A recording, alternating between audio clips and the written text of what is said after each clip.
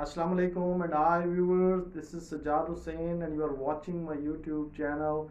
Welcome to today's video in which we are going to discuss 5 important mistakes that the students mostly commit in their exams.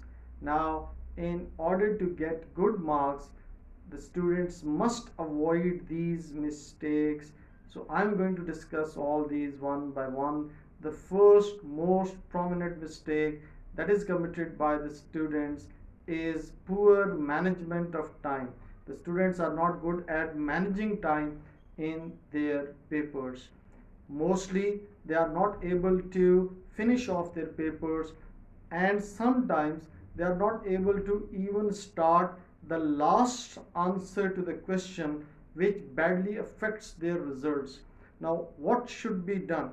In order to manage time properly, the students need to keep in their minds that they have mostly 3 hours to complete their papers. Now 3 hours means 180 minutes.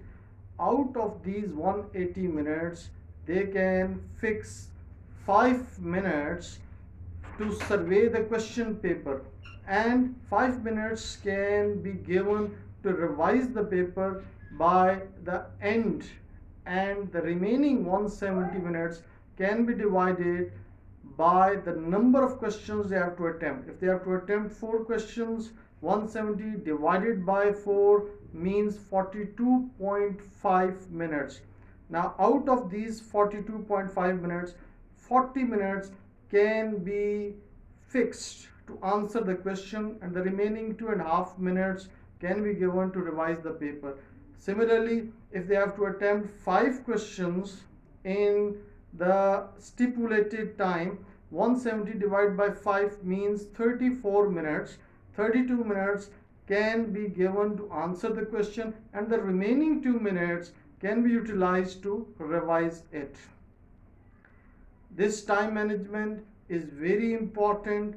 If a student is not able to answer one question because of shortage of time, it means he is going to poorly affect his result.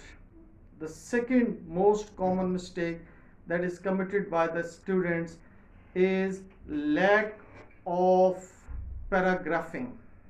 Yes, this is important.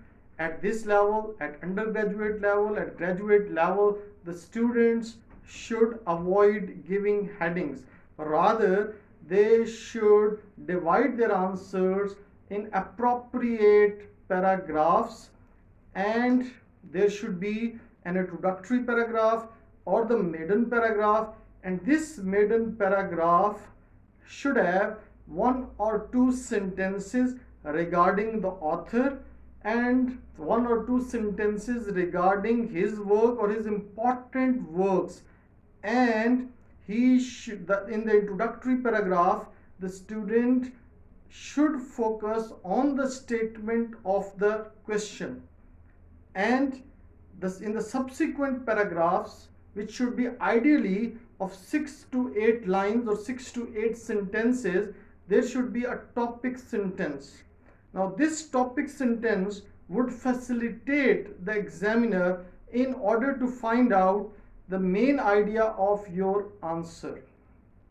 Sometimes the student write lengthy answers to the questions, but on the entire page not even a single paragraph is there.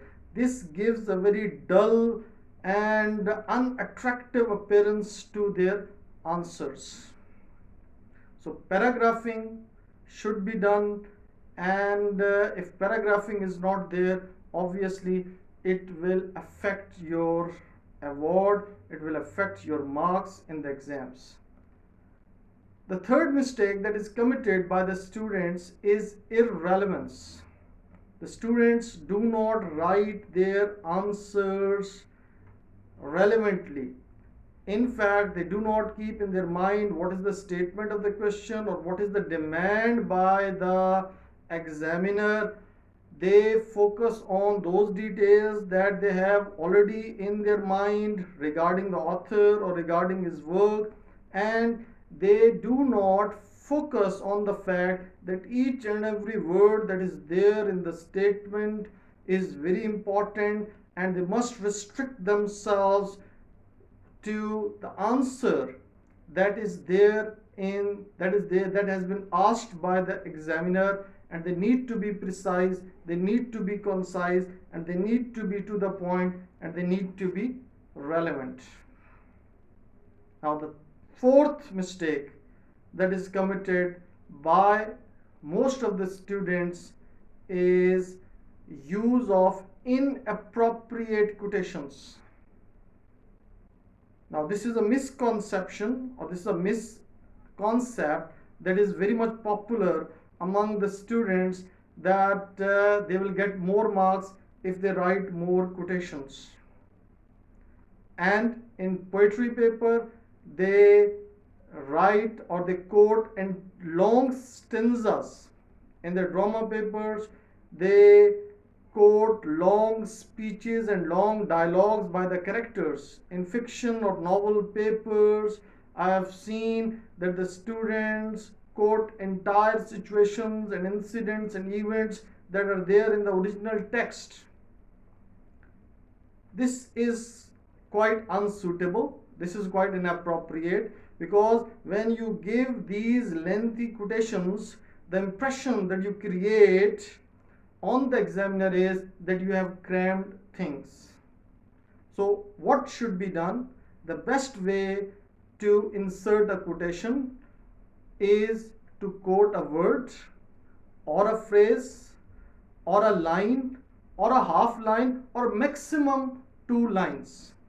The criteria of selecting or quoting a quotation or a line should be the word or phrase or line that sticks into your mind on the first or the second reading. So that is the most suitable quotation that you can insert in your answers. In some next video, I'll discuss with you how to quote and how to quote appropriately in your exam papers. The fifth and the last mistake that is most common among the students in their papers is that they do not write the concluding paragraph. Now this concluding paragraph is very important, because the examiner makes his impression of your answer keeping in mind the conclusion that you have made. And this conclusion should be based on whatever you have discussed in the previous paragraphs. It should be an overall summary of all the previous ideas that you have discussed in your answer. And you need to understand that it is not appropriate to end your concluding paragraph on a quotation. It's best and it's in fact ideal to give your own conclusion, and if you want to have the same idea that is there in the quotation, you should translate it and you should paraphrase it in your own words. Viewers, I hope these tips would help you a lot in answering the questions in the exams, and ultimately these would help you in getting more marks. Thank you very much. Keep watching, keep following. Allah Hafiz.